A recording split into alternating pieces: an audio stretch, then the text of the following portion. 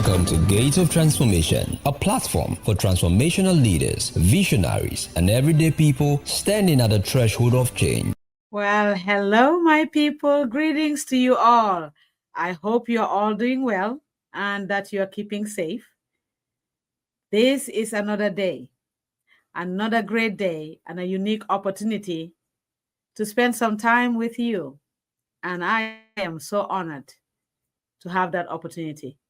Well, I hope you are not here alone, because I will then outrightly ask you to invite someone and encourage them to subscribe, to like and comment, to also share with other people. And you also don't forget to like, comment, engage with me, and even share the channel with other people in your network. I know we also have new subscribers joining the family. I am equally grateful to you, and also to our existing supporters who tirelessly keep inviting others and engaging in the comment section. Thank you. You are so special to me. Thank you so much. You know already that we are still continuing the series, The Pathway to a Transformed Africa. And today's episode is dedicated to the youth with a title, Behind the Veil of Youth Startups. So don't watch this episode without inviting all the young people in your nation, all the young people in all your groups that you belong to, all your networking groups. Invite everybody. Call them. Tell the youth, let's gather. We are about to learn. This episode and the next one are dedicated to the youth. So get every young person to rally behind this episode, to watch, to comment, to share, because this will be helpful to you. This will change a lot of things around you. So don't miss it. Don't miss the opportunity, and don't allow anyone in your circle or in your nation to miss the opportunity. I hope you have been following the Gates of Transformation channel. And if you missed any of the segments or live broadcasts, just visit the channel to get caught up. I highly encourage you. Don't just land on this video and stop here. Go back. This particular video is part of a series, the Pathway to a Transformed Africa. We started with Why Leadership Matters. So go back from the beginning, because each episode is a continuation of the last episode. So you need to go back and flow with us in understanding. Since some of you are new to this channel, I want to echo that this platform is designed to bring relevant content to equip leaders and citizens of nations with the tools to transform their communities, transform your societies and your nations. If this speaks to you, we are glad you joined us. Thank you for being here. Let's dig in. Let's dig in, because the youth topic, I'm now in my own alley. I'm now in my own driveway. So I am super, super, super excited. Let's dig in. If you watch the last episode, you will realize that I closed with a jolting wake-up call to all leaders in the African continent to wean their nations of the king's delicacies and create systems of governance that will ensure sustainable development. Yes, I hope you watch it. Today, we are talking about behind the veil of youth startups. What an intriguing topic. My goodness. I hope you will agree with me that in the past few years, the discourse about African youth development surfaced very loudly. And in this decade especially, the voices of many international organizations, many development partners, and even leaders in the continent of Africa have amplified their voices also. Their voices have been amplified in this matter, youth development. One UN article that I read focusing on youth participation in the implementation of the Sustainable Development Goals, the author cited that Africa has the youngest population in the world, with 70% of sub-Saharan Africa under the age of 30. And such a high number of young people is an opportunity for the continent's growth. But this writer said, only if these new generations are fully empowered to realize their best potential, especially in the area of innovation. Now, the African Union also shared an important perspective that Africa has the youngest population in the world, with more than 400 million young people aged between the ages of 15 and 35. And they also echoed that such a youthful population, they say, calls for an increase in investment in economic and social development factors in order to improve the development index of African nations.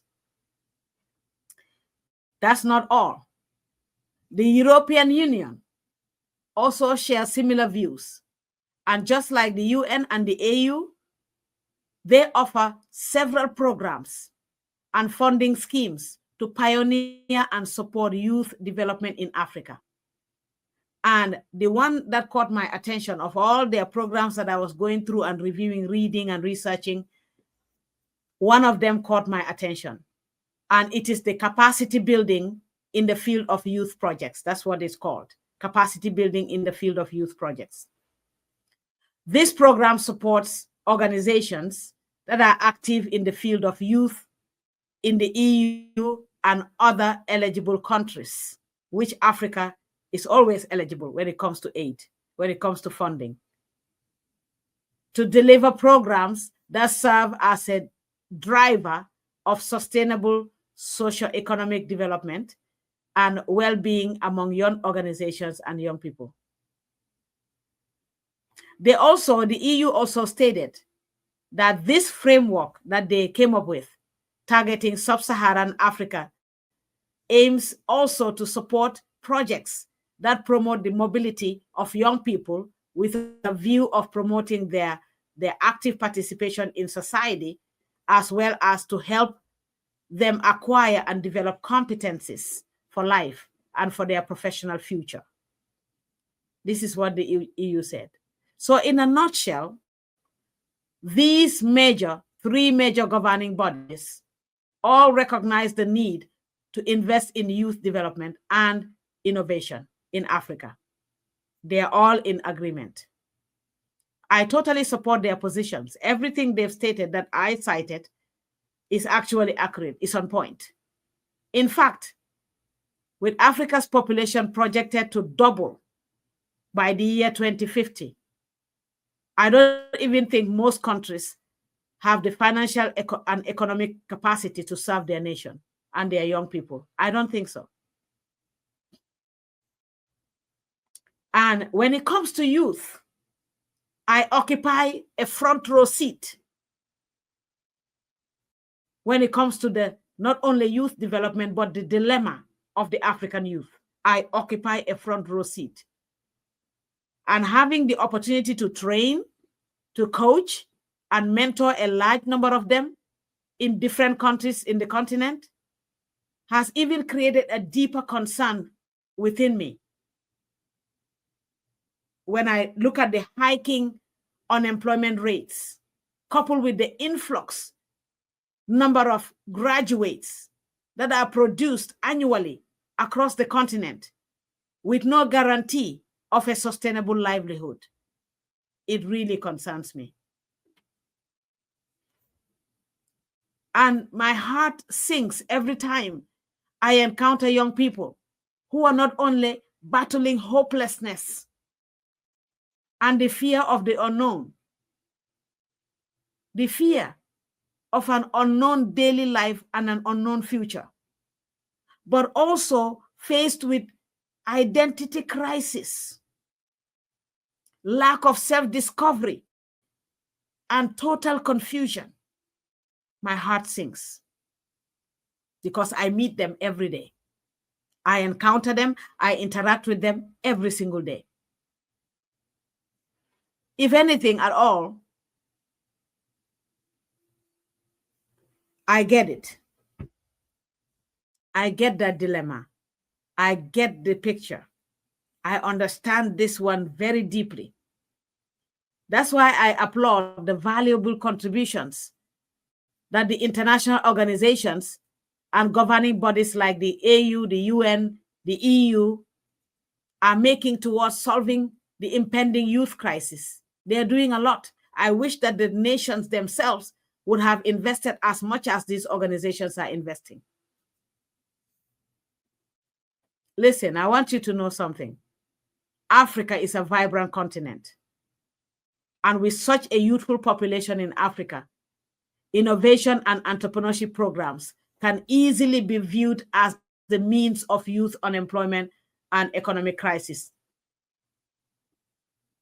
They can be viewed as the solution for the unemployment and youth crisis, economic crisis. In fact, the African Development Bank did assert that young people are generally twice as likely to start a business than adults. And that is the absolute truth. It is not surprising at all.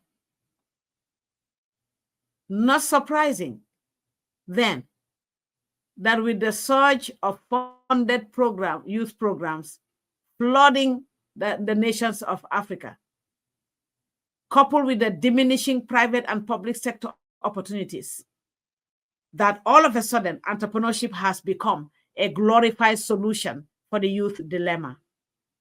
All of a sudden it has been intensified. Some of the programs and projects are even definitely irresistible to the young people. They come with very carefully defined lucrative benefits that usually feature that youth will become pioneers when they go through these programs, that they will experience economic empowerment, that they will experience an upgraded lifestyle or a status, upgraded status, that they will experience financial independence and stability.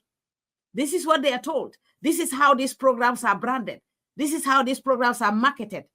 These are the keywords that are found in the description of the programs. And that's why youth are drawn to it. They are told that going through these programs will create expanded influence and leadership authority. Who doesn't want that? They're even made to believe that it will create jobs to solve the unemployment crisis. Some of these youth believe that going into entrepreneurship means that they will have increased access to funding or resources for startups. They're also made to believe that they can access the international platforms and even travel opportunities. And sometimes too, they are made to believe that these programs can create control for their career path. So they don't have to be anybody's employee. They can be their own boss overnight. And even though in most cases, the programs aren't as rosy and lucrative as they are featured, they still drive the youth into deeper desires and commitment to entrepreneurship because they are desperate. They need help. They are looking for a way out. So whatever is offered to them and presented with such carefully crafted benefits, why wouldn't they run towards it? They will. So in this episode, I intend to lift the veil so we can take a good look at the struggles, the facades, and the gaps that exist in the ecosystem. That's what I intend to do in this and the next episode. First, I want us to unveil the systematic errors that serve as barriers to growth and progress when it comes to the youth, or when it comes to these entrepreneurship programs. Incubators everywhere. Every time you turn, youth are registering businesses. At every corner you turn, registrations are ongoing. Let's unveil the systematic errors that serve as barriers for them to accomplish or realize the dreams that they are promised. One of the systematic errors is obscurity. Obscurity. Usually, the startups have no specific target audience or operating strategy. They're just startups with just confusion, no clarity, very obscure. The second one is ambiguity. The solution that the venture proposes to proffer, in most cases, is not clearly stated and understood. Number 3 is boom. And let me explain this boom. They are made to believe, or in some cases, even it happens, that the business receives funding while in the 3 or 6 months incubator training. That should be a red flag. How can a business that's going through the incubator season and process attract funding already? That's a systematic error. That's causing the despair. Because once somebody tastes money, they taste freedom, they taste that economic freedom they are promised, and it doesn't continue, it brings despair. Number 4, from the side of the youth, unoriginality. The same business names, same business ideas, same business models, same business strategies, the same pitching decks, and the same business plans just keep being duplicated by multiple parties. So the startups lack distinctiveness. So it almost appears that people are just stealing ideas from each other. How can success be realized in such a situation? And number 5 is capital deficit. Capital deficit. Most of these programs are undercapitalized, which affects their longevity. In most cases, the programs disappear once the funding is exhausted. So we go into an area, we gather young people, we carve their appetite, we train them, we empower them to register businesses, we tell them that this is the way to go, we put them in incubators processes, they go through all of this just for the funding to run out and the program disappear. Now they have no support, they have no support system, they have nowhere to go. Now destitution is even increased at a higher level. Despair goes deeper. Yes, I know some of you are already in the chat box, maybe typing, or maybe thinking about it, or maybe discussing with your friend who's watching with you. They're saying, well, I know she's saying that it's not working, that these programs come and they are very well defined, and that's not true, and youth are not doing this and that. But I know many young people in my nation who are very successful in this entrepreneurship. Yes, there are great success stories. I have people around me in my circle who have great success stories when it comes to the startups. I am very much aware of them, the successes, and I celebrate them as well. However, this episode and the next one are intended on looking specifically at the struggles, the facades, and gaps that exist in the ecosystem. So yes, let's continue to celebrate the successes, but that doesn't stop us from learning and unveiling the struggles, the facades, and the challenges that exist. Because you know what, by the time we are done with this particular topic in the next episode, your nation, your leaders are going to learn something that they can implement to help improve the ecosystem. You will thank me later. Trust me. That is why we cannot rush. We cannot rush this topic or bite more than we can chew in one episode. There is a lot. We will peg it here. I will just peg it here for today with the 5 systematic errors that have been unveiled. And then in the next episode, we shall keep marching further. We will go further along. We will march forward in the next episode. Please don't exit this channel. Don't exit this video without accessing our website, which the description is in the link below, and take advantage of the leadership materials, the books for your leadership and your personal development. And also explore our coaching, speaking, training, and consulting services. You will not regret making that decision. Thank you very much for watching, and I look forward to seeing you in the next episode. Thank you.